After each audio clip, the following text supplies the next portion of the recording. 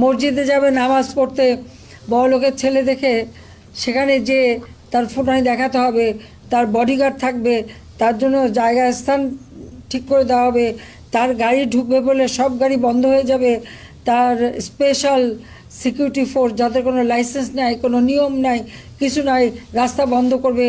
কি তারা নামাজ পড়তে যাচ্ছে, মনে কোন দেশে কোন রাজরা এসে গেছে, তার জন্য সব ব্যবস্থা হয়ে যাচ্ছে।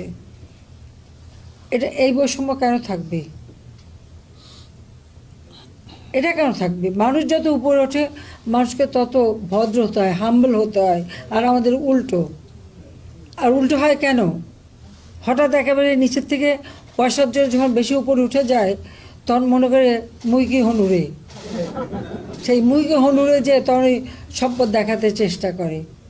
তো এই সমাজের এই জায়গাটা একটা আঘাত দেওয়ার প্রয়োজন ছিল, যে অসৎ উপায়ের অর্থ নিয়ে তারপরে যে ফুটানি করে তারপরে একটা তার সম্পদের একটা শো অফ করা, আর যারা সৎ পথে চলবে তারা একেবারে মরমে মরে থাকবে, এটা তো হতে পারে না।